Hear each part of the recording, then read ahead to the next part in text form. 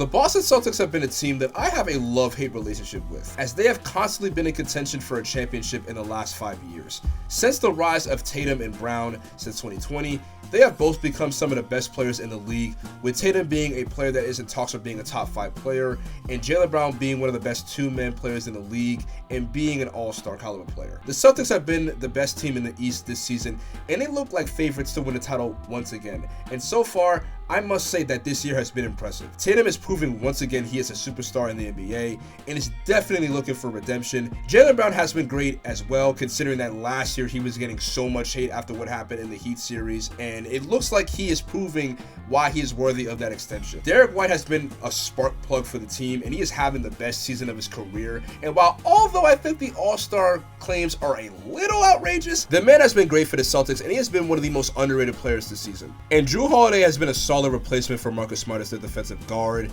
and I do think he is definitely a key contributor as to why the Celtics have been great this season. But I think the biggest surprise and valuable member of the team behind Jayson Tatum has to be Kristaps Porzingis, as I think acquiring him was a very important move, as he has debatably become their second option at times. Porzingis, ever since he left New York, has never been fully recognized by the league, as he was known for being an injury-prone player who was good, but he was always out, and he was bouncing around from teams like the Mavericks and the Wizards. So now this year, he has been great as their anchor on defense, especially now that Horford is getting older, and one of their best weapons on offense. I feel as if he is one of the things that will determine if they make it far in the playoffs and win a championship alongside Tatum and Brown. But at the same time, after all the praise I just gave this team, they are one of, if not the most weird team in the NBA. And it is something I don't enjoy saying. To me, the Celtics are so good that I feel they should already have 2 or maybe 3 championships by now. That's how good they are. After their loss to the OKC Thunder last night, who have been on a roll this season led by SGA, and also shout out to Specs Media, he just made a video talking about the Thunder, go check it out. While the Celtics are an amazing team,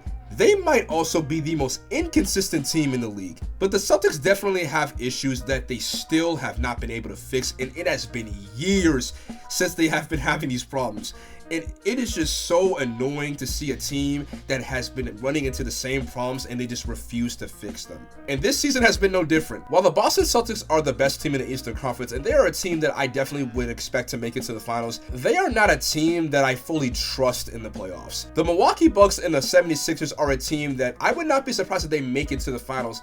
And even the Sixers, as inconsistent as they are in the playoffs, they have been great this season, and I would not be surprised if they had a chance of making it to the finals. To me, the Celtics have 3 particular problems that if they do not fix, they will not be crowned champions this year. The first problem being, they are a team that will start off strong and then downplay their opponents and lose their lead, and they will just have to claw their way back to get a win. Their recent game against the Pistons is a prime example. The Pistons are the worst team in the NBA, and they were up against the Celtics by 21 points. The Celtics had to overcome that lead and then win in overtime just to beat the Pistons.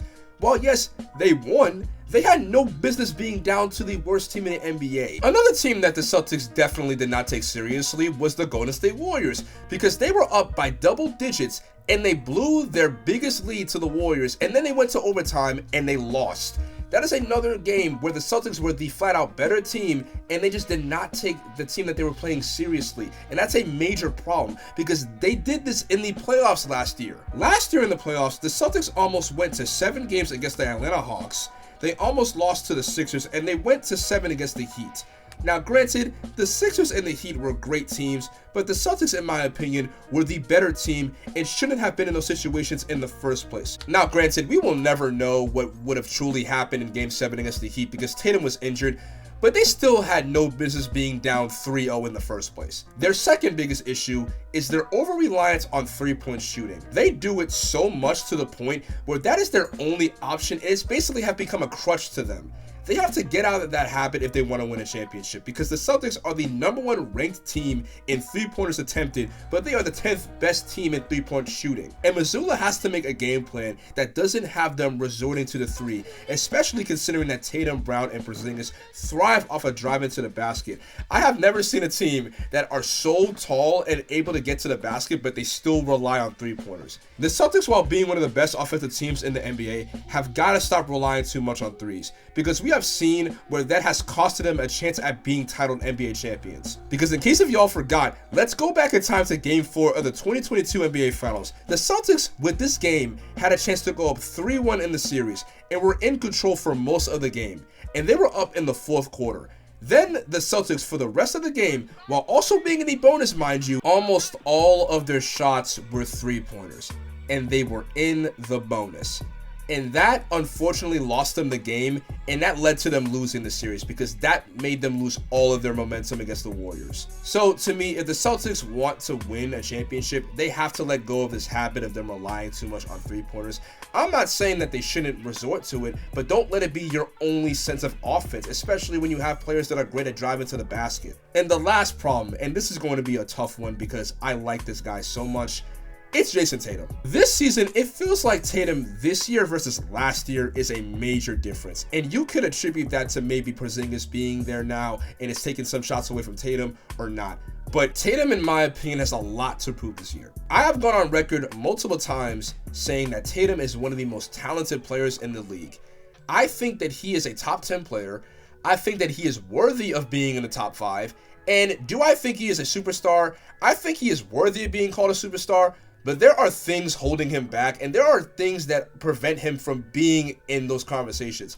And he is a type of superstar where I feel like he's in that tier, but he is not amongst like the tier of Stephen Curry, Giannis, Jokic, LeBron, those kind of players. I just feel like the only thing that is standing in Tatum's way of being crowned an NBA champion and being taken seriously in the league is himself, because he is his own worst enemy at times. This year, there has been debates on who is better between Tatum and SGA, and I feel like that is worse for Tatum than it is for SGA, considering that SGA has not even been to the playoffs as the #1 option, because we know what Tatum is capable of, and he is so much better than what he is now.